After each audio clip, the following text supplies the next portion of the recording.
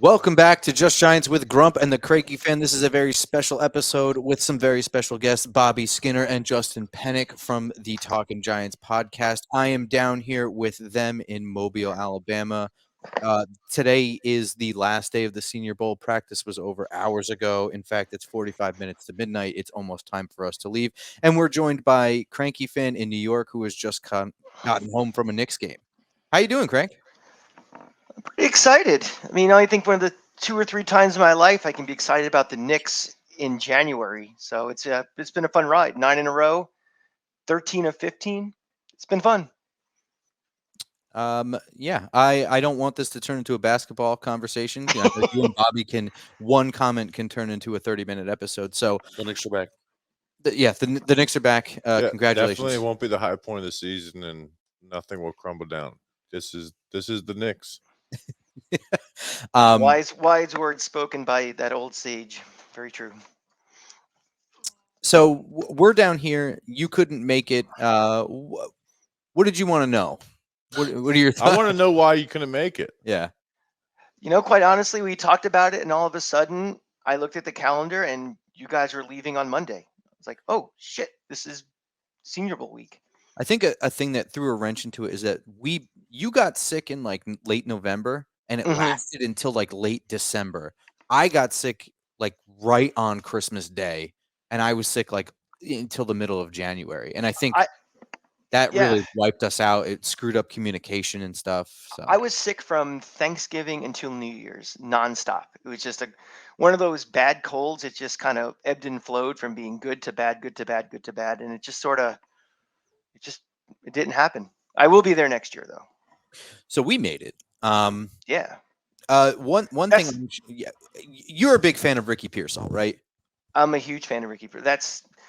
He has been the most consistent part of the Gator offense the last 2 years. So that was, one of my leading questions was, obviously I've seen all the reports of how well he's been doing, all the routes he's been running really well and stuff. Just overall, what were your thoughts? And I don't want to turn this into an episode of what do you think about this guy? What do you think about this guy? But, obviously someone like him, I have a lot of interest in. So let's start with him because he's a position of need, I think, on this team. And, what were your thoughts watching him in person?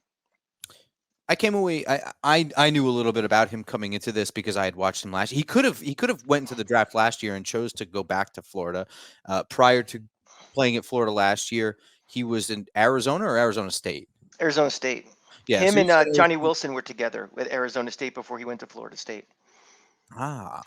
So I had been pretty intimately familiar with his game and exactly what it is that he does well. So I wasn't at all surprised to see him do very well down here on the field.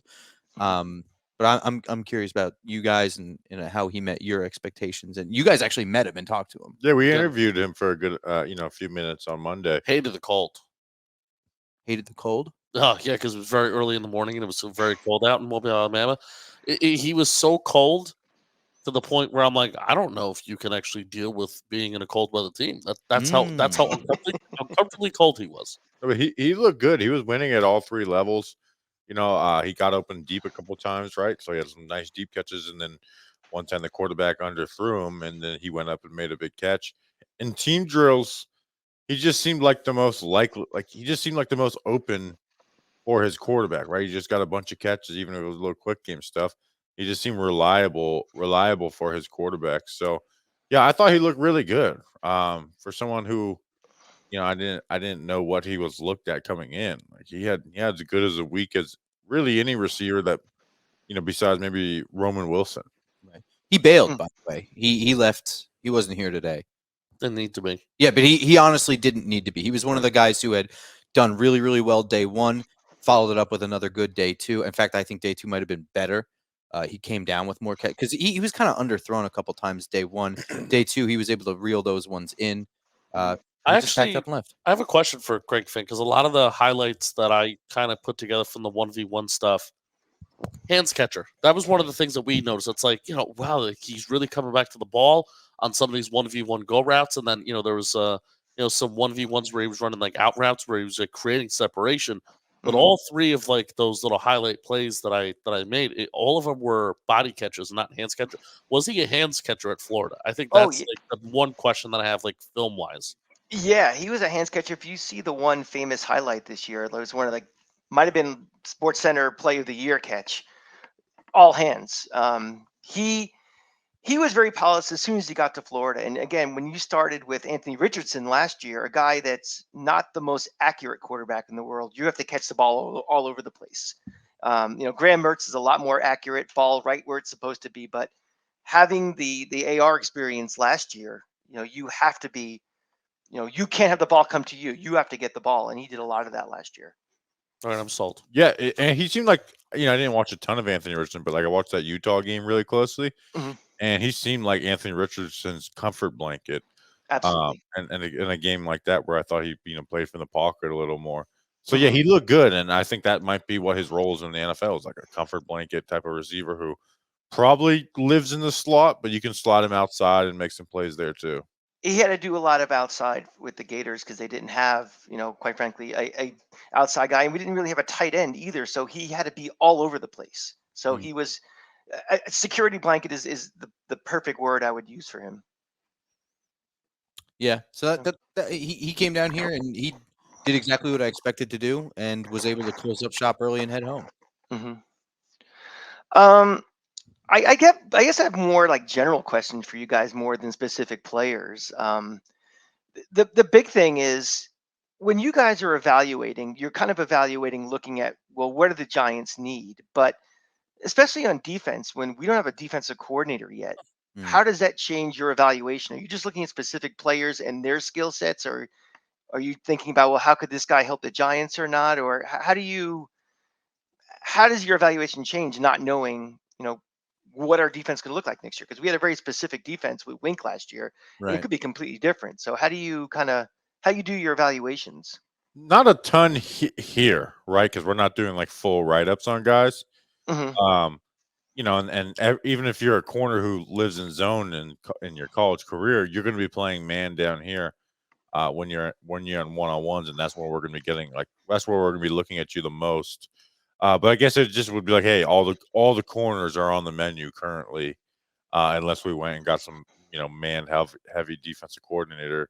But I feel like the corners that I all liked them in man coverage anyways. Quinyon Mitchell, the Toledo, Carlton Johnson out of Fresno State, and so I thought all of them did pretty well. And man, maybe Kyrie Jackson, the Oregon corner, who's 6'3" and long. Maybe he's the one guy who, if in a zone scheme, I would be okay with him. If man, maybe not. hmm I think that when we're down here in practice, there's a lot going on. So there's a lot of whistles. The field is split in half. You've got some trench guys going on something over here. You got wide receivers, DB on the other side of the field. So you have to pick and choose what you're watching. And then the reps go, man. Like it's left side wide receiver, DB, and then as soon as that rep's over, right side. So there's not a lot of like it's just go. Like you got to watch everything. It's a lot of scrambling to look up numbers the first day and figure hmm out who's even lining up. So there's not a lot of like looking at things through a Giants lens. But after practice, when we go in, we do the shows and stuff, and even when we're not recording, we're just kind of talking. Everything does kind of focus a little bit more into a Giants lens. But this year, and I think most years that we've been down here, I would say other than last year, the Giants are bad and need good players. So it's a very good question to be like, how do you look at defensive players when you don't have a defensive coordinator? It's like it actually gets simplified. I think it's like, well, we have a clear needed edge no matter what the scheme is. We have a clear need at opposite corner no matter what the scheme is. Xavier McKinney's leaving. Like we need a very good safety or a very good corner or a very good edge on defense. That is a need. So if somebody down here is very good at one of those positions, which I think the clear cut winner would be Kenyon Mitchell, the Toledo corner. It's easy to be like, I don't really care what defense. If you can't get something out of Kenyon Mitchell, I'd be pretty surprised. So it kind of goes that way, I think. And even without a defensive coordinator, I mean, I think we know that Shane likes to draft athletes, and this is offense and defense. Where it's like, I don't want to bring up the relative athletic score here, but if you like look at a guy, it's like, wow, this guy's an athlete and he tests well. That's the guy that Shane usually is drafted a lot on day 1 and day 2. Even look at Deontay Banks is a player that's scheme versatile. Obviously, Jalen Hyatt.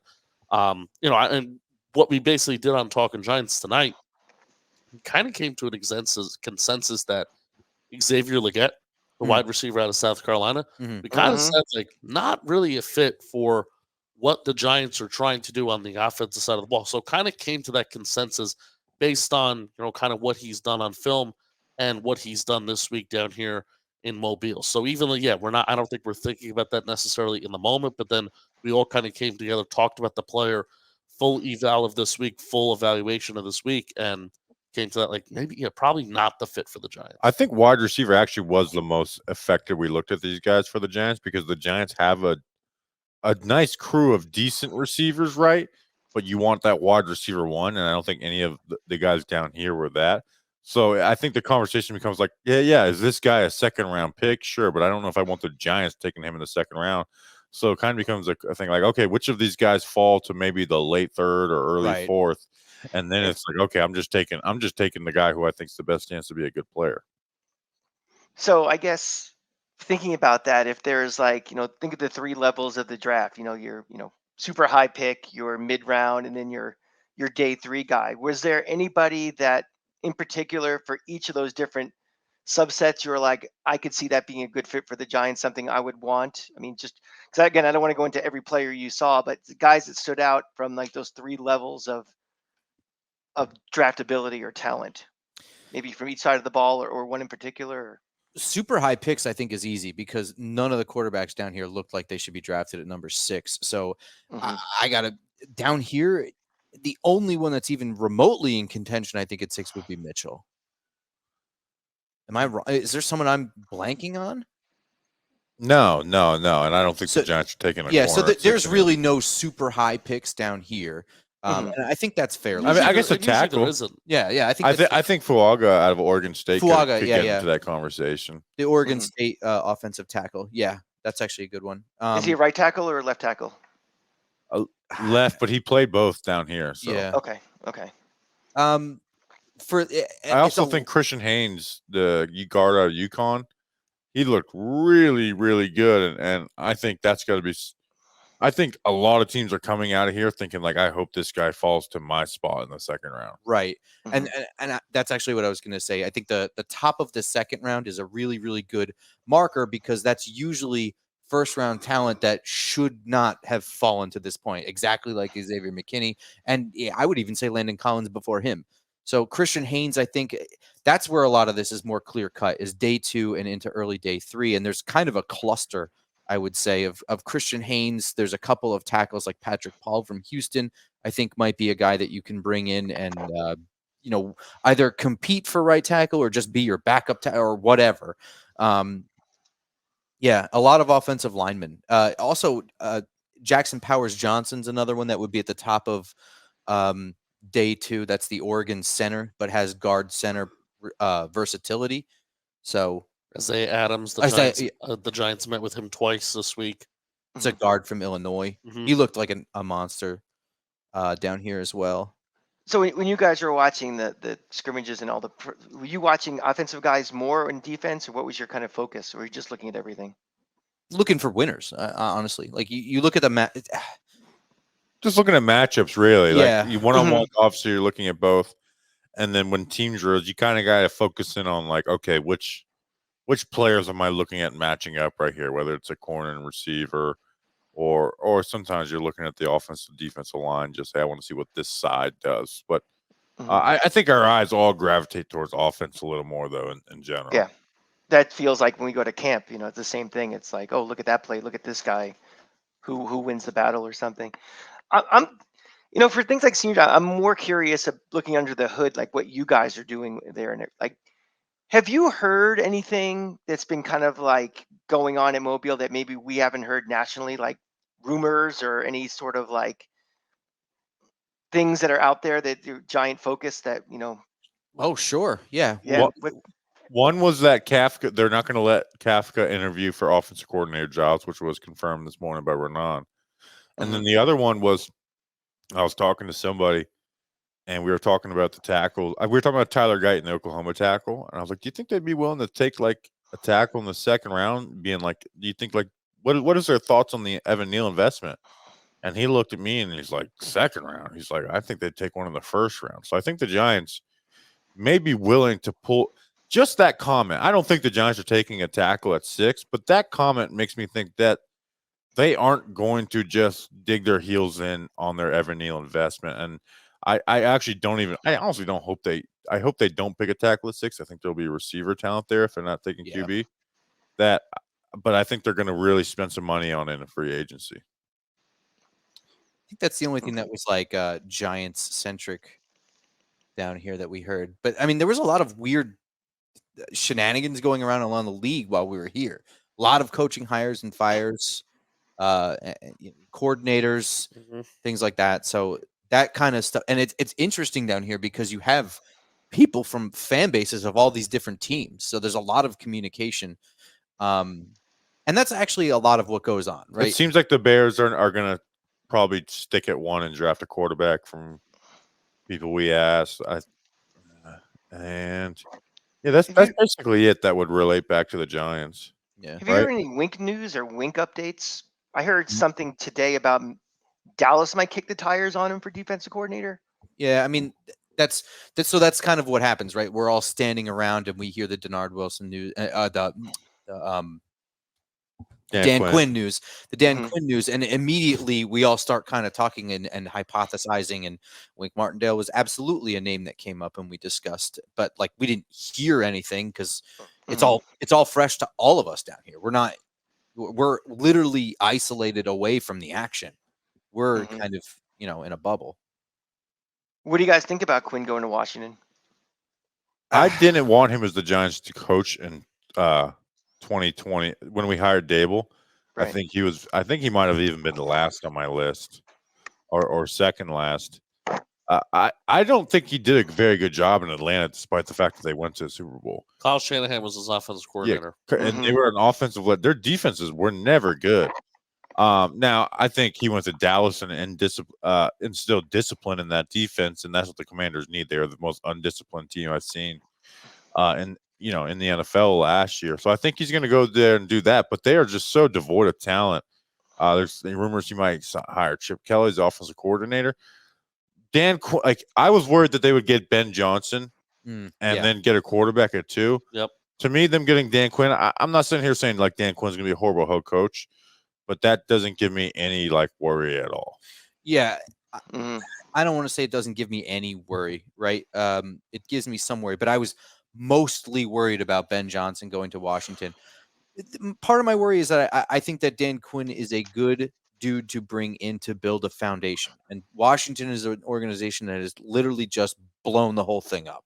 Everything. I mean, this team has no stadium in like 4 years or something like that. So they have now I'm just not a fan of a division rival that is in the dregs getting better. And they've gotten an owner that I think really cares. He's already a sports owner for 2 other franchises, and he's gotten them to be competitive. He doesn't just buy franchises as toys. I think he's very active with these franchises, and he led a very strong campaign to bring in GMs. So I think that Washington getting better is just something that genuinely and generally I don't feel good about, but it could have been so much worse with Ben Johnson there, I think. Yeah, I don't think the Commanders could have done any coaching hard to get worse. I mean, they were so poorly coached last year. I mean, anyone would have what other guys were they interviewing? Like, I probably would have rather them got Dan Campbell than almost any of them. Obviously, Ben Johnson, Mike McDonald was, I think, one of them. He went to Seattle. So I didn't want Dan Quinn a couple years ago. I know guys can get second chances and be a lot better. So, but there's nothing from Dan Quinn's resume besides the Cowboys defense that makes me really want him. I'm glad that he left Dallas. Yes, that's a good thing. Yeah, I think that's for the Giants, like him leaving Dallas more so than the Commanders getting him. Yeah, I'm not saying it's like, oh, Dan Quinn going to the Commanders is a plus for the Giants. I think the Giants next year should take care of the Commanders regardless, and then we'll see where they go from there. But I think it's a huge plus. At least we'll see how the next DC does. But I think Dan Quinn had those boys running, I mean, they were just fast, and between their front seven and then obviously their secondary that's taken the ball away so many times over the last 2 years. Maybe at least they'll slow down the rate in which they're forcing turnovers the last 2 years, because that was something that I've been waiting for. Like, oh, this has to stop eventually, right? Because turnovers seem to be such a volatile thing year in and year out. Look at the Giants 2023 versus 2022. Seems to be such a volatile thing in and out. And Dan Quinn's defense, whenever he's led by Dallas, no, they just do force turnovers. So I'm happy that he's out of Dallas for that reason. Yeah. I agree with Bobby. I'm not overly concerned about him being a head coach, but I just don't like the fact that he has all this divisional knowledge. He's just going from Dallas to Washington. I mean, again, he game planned against the Giants twice a year and Philly twice a year. Very well. He knows the Cowboys personnel better than anybody. So that doesn't make me too thrilled. But you're right. I wasn't overly impressed with him in Atlanta. I mean, I've been following Quinn since he was the Gator defensive coordinator. 15 years ago. So, and his defenses are great, but he's gonna want to put a defensive spin probably on this roster. Just being a defensive guy, and that always makes me a little worried. So I'm a little bit more secure in all of my not fears, but just I guess concerns about a division rival getting better. When you bring in a defensive-minded head coach, he has to bring in an offensive coordinator. And if an offensive coordinator does good for 2 years, he oftentimes leaves and becomes a head coach, and this head coach has to start over again. Mm-hmm. So, I mean, that is a plus in and of itself. And also, I think that Mike McCarthy ends up getting fired at the end of next year if he can't. If first of all, if the defense takes a step back, if the team doesn't perform again, despite all the talent that they have and all of the investments that Jerry Jones is willing to make to get a winner, I mean, that's a good thing. Dallas could completely fold in on itself because of this. Mm-hmm. I'm rooting for that. I'm like Giants fans. I'm sure there are some Giants fans be like, oh, they kept McCarthy, ha ha ha. I'm rooting for McCarthy to get out. I mean, I actually thought that for continuity's sake, because the grass is always greener on the other side. There's so many NFL teams that are in like a very similar position. The Eagles were kind of like in this middle of the road spot. The Cowboys are. The Bills are.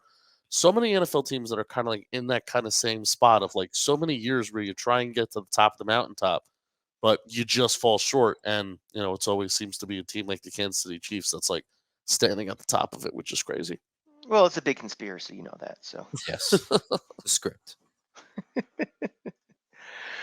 You were asking us before about like our roles at practice and like what are we doing? Oh yeah, that's actually really interesting because there is so much shit going on. Because we kind of have that down to a science now, and I think that it works really really well. So the first day is always more chaotic than the other days because us and the coaches are figuring out the roster, and it was very evident this year. So for the first team that practiced in the morning, the first day, everyone is matching up against everyone, and there are some guys getting absolutely demolished. Like there is no competition. These guys should not line up against each other. There was one, the center for Wisconsin, Bortolini, was literally on his back 3 times in the first day. And then the second day, they start matching guys up based on what they've seen from day one. And you get to see the better matchups and things like that. So what we usually, the first day is a little chaotic. We're trying to figure out what we want to see, but we generally have a good idea of the players. I want to see this guy, or, the Giants really need this. So let's start here. And so they're not coaching obviously to win the Senior Bowl game. They're coaching to get disagreed. The one team was doing screen plays, draw plays. They were running a quick game. They just didn't push the ball down the field. The American team that has more of the SEC, like honestly to me has the better talent for the most part, was just trying to win the practice, which was very annoying. And it's different every year because it's different coaches. And some of these practices this year were garbage. There were a lot of, we didn't really talk about this at all. There was a period, was it today or yesterday where I think it was yesterday where like Shea Tierney was just catching punts for like 10 minutes and all the players were watching the coach catch punts. I don't know what the point of that was. I think it was for fun, but I don't know. And they ended practice early that day too. And today. Really? Yeah. Well, today's a little different because a lot of guys aren't here. Yeah. So a lot of the coaches leave today too. Yeah. We saw Ryan Poles leaving at the gas station. Yeah, we thought about going to Ryan Poles, the Bears GM, and And Eberflus. and just threatening him to trade the first pick to the Giants. We actually drove like a lap around him. We came back. We were a second circling time. him like a shark. We like in The Hangover when they just fucking get T-boned. We thought about just doing that to him, and then like kidnapping somebody and just being like, trade the number 1 pick, and you'll see your family again. You'll see your assistant GM again. So the way that we've kind of worked things out at practice is Justin kind of parks up top and sets up a camera. Yeah, so it took maybe like a year and a half to really figure out where the best place to go and film is, because they don't give you really access to the end zones and up high. So really, all you have is the sideline. And right, we're actually not allowed on the other side of the field at all, or the end zones. We can only stay on the one side of the stands. So is that like for NFL personnel on that side, or is it yes, just yes? So that's why they block off the end zones, and the other side of the field is where you have like the executives, coaches, et cetera, et cetera. Probably a lot of the coaches. A lot of executives are on the field, but then a lot of the coaches are probably up there. We barely saw any coaches besides Mike Tomlin on the field this year. So I go all the way up top. And I'm in basically on like the 10 to 20 yard line. I'm not midfield because usually they'll have O-line, D-line 1v1s, and I record every single O-line, D-line 1v1, and I'm good either if as long as I'm filming the offensive lineman's ass and they're facing towards the camera, that's the most important part for me. If they're the last 2 days, the offensive lineman's ass have been facing the end zone and their faces have been towards me, so then I would have to bring the camera to the opposite side of the field. But I kind of have it down to a science now, and up there in the camera, it's like a cheap little Canon camera, but it's like really good. It has really good zooming and stuff like that. So that's what I do, and I'm watching every single O-line, D-line 1v1 at least twice, because then we go back. Grump and I go back, and we're slacking out a little this year, but well, you're not feeling great. I know I'm not feeling great, but then we go back and we cut it up, take 13 minutes of footage, probably turn it into 4 or 5 minutes, cut it up, and we put text at the bottom of we go through the roster sheet, like who's this guy and who's this guy. How do I spell his name? This player, offense, defense, and Jeff, our producer, he's filming wide receiver DBs 1v1s, so we have everything covered at one time. And then we go back and edit it later. We go through the roster, and then we learn a lot more by getting the close-up angle and getting to. We rewind sometimes. Like, wow, that was let's look at that again. Yeah. So what did he do here? Yeah. And then Bobby and I, we kind of pick a thing that we want to look at, and we go on a little adventure and just park next to each other, and we're just always communicating. Yeah. In past years, I was really focused on getting good clips for social media. And this year I decided I was just going to really try and focus on the practices and get good practice just to make the shows better and not miss anything. Because if you're getting clips and posting, that's crazy. You get a few. So you will miss a play if you do anything with your phone. Yeah. So we basically went up, we didn't focus on getting down low and getting great clips besides one practice. And we just went up high, which no one goes up high when in reality, that's where you can see everything the best. That's more like an all 22 camp view, right? Looking down and that's why I filmed from up there. But a lot of so me and Bobby are just constantly like, this is who is lining up. Like we kind of just saying out names, or like, I don't know, just kind of whatever we saw. And we're basically just swapping notes the entire time. Like, oh, you see this, see that, good hands on this, stuff like that. Yeah. Now you guys I saw you're doing interviews, so you have like more press credential this year than you did in the past, or how was that? Oh yeah, we got hooked up on Radio Row. So Sunday and Monday we were there doing interviews, or Monday and Tuesday. And then we got internet access at the stadium in like this little private area. But like direct line, like it's like an Ethernet cable. So actual internet. Yeah, only like there was only like 8 people who had that, and it was like the Giants were one of us. So they set us up right next to the Giants too.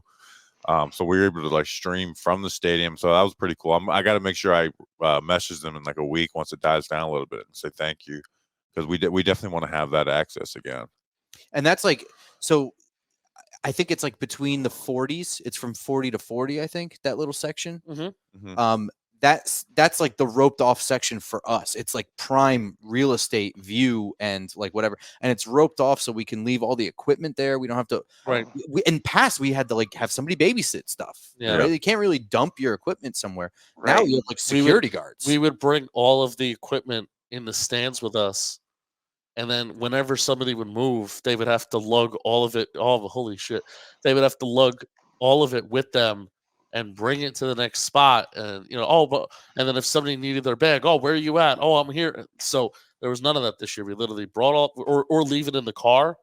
We would bring it into the stadium and then maybe even bring it back to the car. And then after the practice, when we're going to do the recap show, go back to the car, bring the equipment back.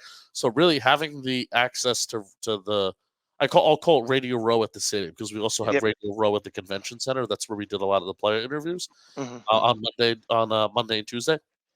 But Radio Row, like at the stadium, just changed everything, because we were able to get everything out so much faster, so much quicker. And, instead of it being 7, 8 o'clock and we're like, oh crap, we're just winding down now, it would be 4 or 5 o'clock and we could eat food and everything was done. And it wasn't even like we were waiting for something to be released.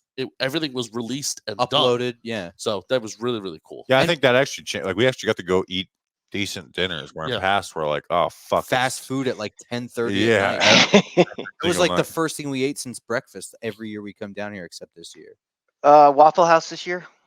Not for me. I got here late, but they went. Jeff and I didn't go either. Oh, maybe we should go for some breakfast. Oh God, we're gonna be shitting it's our gonna pants be on the quite plane. a flight. I got plenty of time. I'm down. I might fly down just for breakfast and then come back. We did have What time Cookout. does Cookout open? Oh, Cookout's still open. It's too early. It's too early. I didn't realize that was down in the South. Cookout's the best, man. I great burgers, great. The shakes are amazing. Cheap as hell too. Cool. Well, sounds like it's another successful trip. Definitely, I'm going to make it next year. We'll try not to be sick so we can coordinate and go. I mean, even just to be another pair of hands for you guys. Yeah, Crank. I would love for you to be up with me. I mean, just social media director. Yeah, really, because what I do is whenever I see something cool happen, is I take the card out right away. I throw it on my computer, and I'm plugging away, and I'm trying to edit stuff right away. And, if my thought is that if there's somebody else up there with me, if I see something cool happen, I take a card out. There's another card already in the camera, and then that person just continues to record stuff while I'm chipping away at the computer. That is double the output. Wow, how about that? How about that? You can try in training camp and then do it for next year too if you want. I locked into we can't film because there's training camp. There's signs, custom signs that say no filming. Teams might see that you run the same plays you've always ran. Yeah, but I actually locked in. I wouldn't talk to anybody during practice because nobody would come up. So I'm like I'm putting in headphones this year. I don't care. I got locked in and had a nice hour and a half, 2 hours basically by myself just filming stuff. Who else was down there? Like any of the Giant Pods or any of the what media was down there? The Giant specific. I ran into Alex from Big Blue in the Bronx. He was like on my flight, and they went to town. They did a bunch of player interviews. They were on the. They shit on Bo Nix right to his face, basically. It was beautiful. They called him. They basically called him a loser to his face and said, "What do you got to say about that?" And he didn't like that. Yeah. Yes. Can you repeat the question? Yeah. The question was, it was long, so I can't. But I'll try and get the gist of it. Is so some people who watch the film, they think that you are a slow processor and you've been you're an older player, you've been in college for a long time, and you just don't process the field well. Do you deflect those comments? And he goes, can you ask that again? It's like, yeah, guys who watch film say that you don't read the field well, and you don't throw the ball well. Like, do you deflect those comments? Like, what do you have to say about the comments? He's like, out of my control, and was not very happy with them. No, but he did a good. He asked other play. He was talking to Spencer Rattler too. Right? Isaiah Adams, our guy too. Yeah. It was just very funny to see him basically tell Bo Nix he sucks to his face. And not for nothing, Bo Nix did not look that great. Oh, he was right.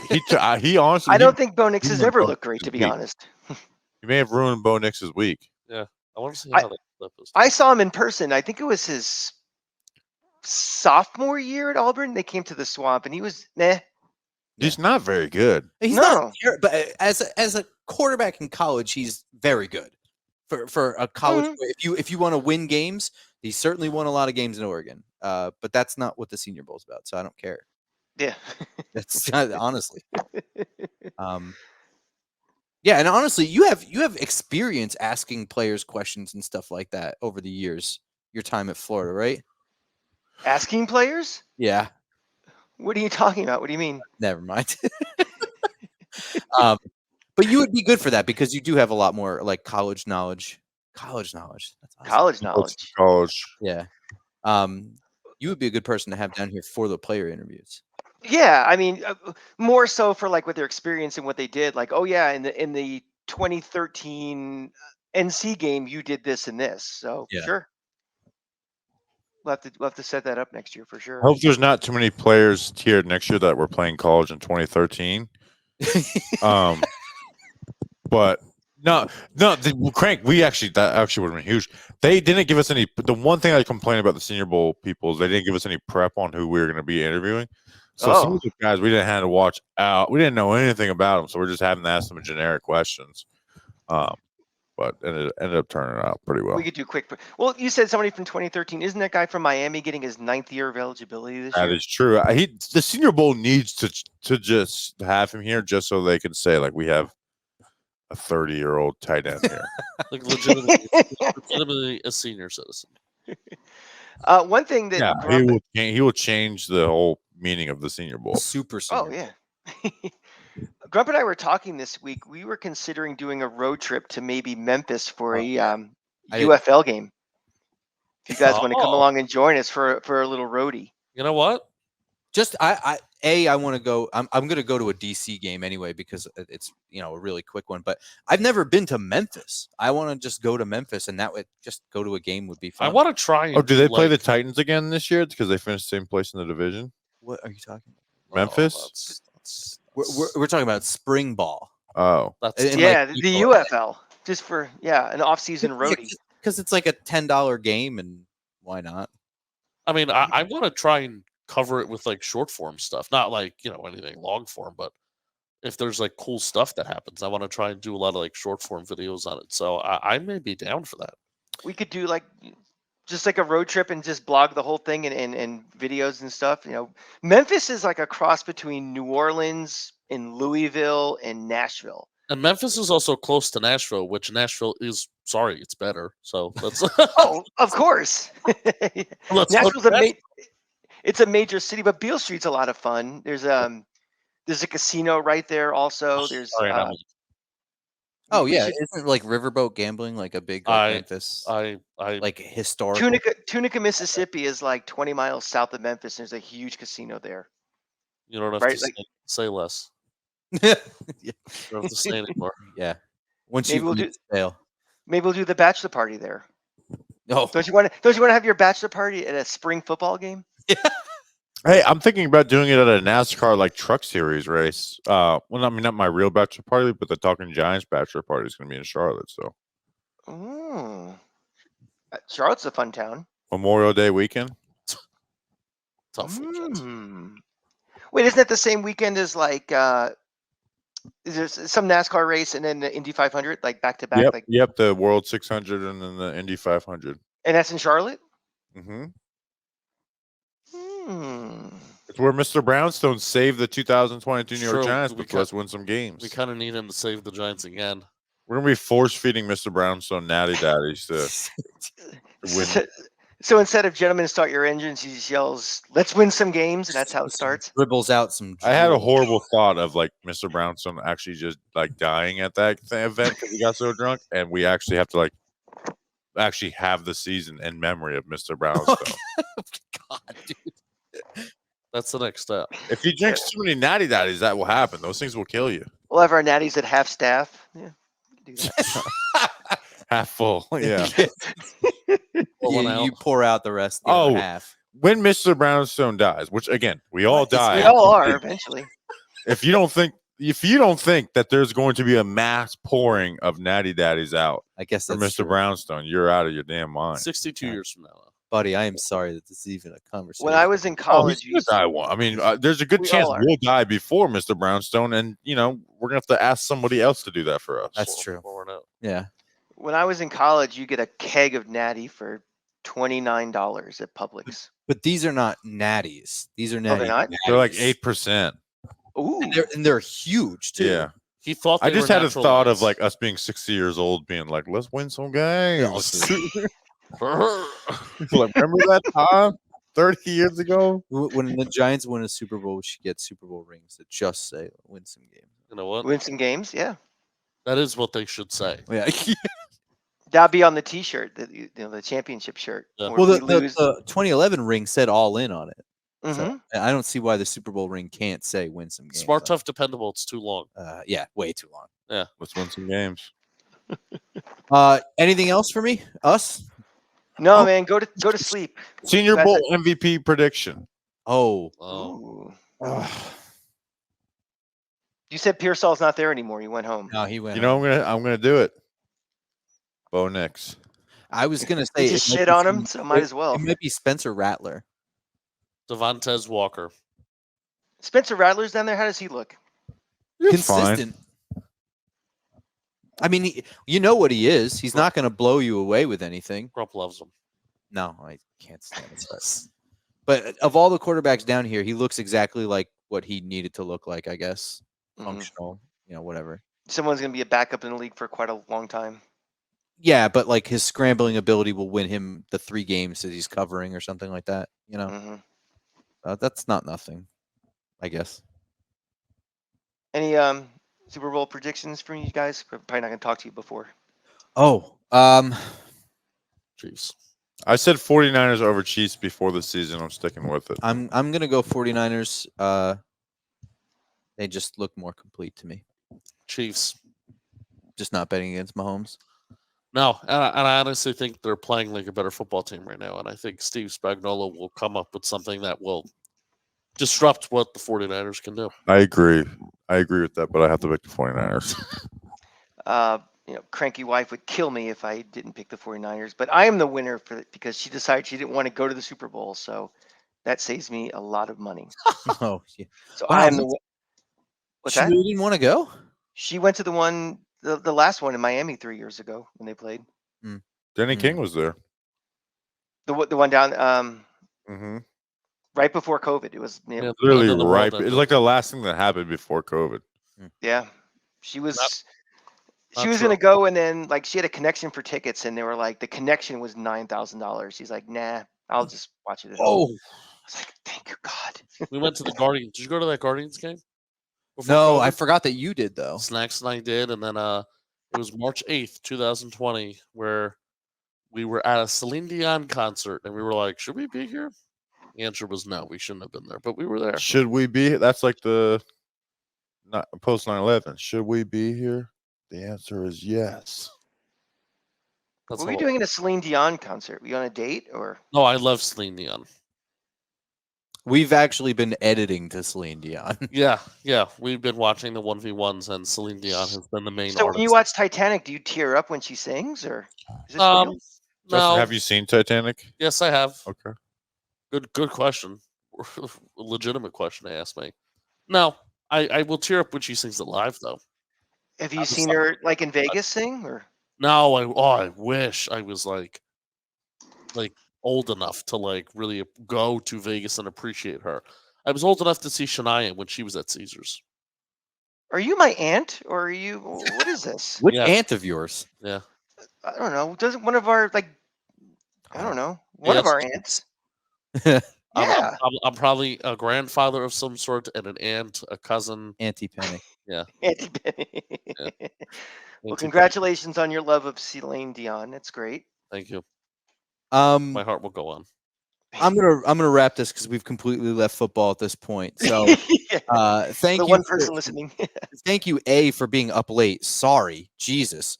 Thank you for joining, and I'm sorry that you're not here. It sucks. I will definitely be there next year. I want to help you guys out because you guys have done a lot of work this week. It's been fantastic content, and I know I'm going to speak for all the Talking Giant and Just Giant fans out there that we really appreciate everything you do. So, and thanks you guys for inviting us down. Yeah, I don't know why you guys like us, but you do, and we really appreciate it. Yeah, thank you. And that's going to do it for this. That should be the tagline for the podcast. I don't know why you guys like us, but you do. It sounds like a Celine Dion song, actually. Maybe it's the B-side from My Heart Will Go On. That's actually we make draft hoodies every year. I think we might put that on the draft hoodies. I don't know why you guys like us, but you do. Too long. That should be the Giants organization mantra. When they give us our coupon for the free Pepsi, that should be on the coupon. That should be because we have to pay regular season tickets soon. I just paid mine and that should be the confirmation email. That should be the subject of the confirmation email I get. Not sure why you guys like us, but you do. Man, that's a real kick in the nuts after the bill. All right, guys, we will see you on Crank. Are we going to take the week off and just do after the Super Bowl? Yeah, I'm on vacation next weekend, so sure. Okay, yeah. So then the next Just Giants episode will be after the Super Bowl. I will be releasing some Senior Bowl stuff on my Football Grump channel. But until then, we'll see you guys next time. Let's go Giants. Go Giants.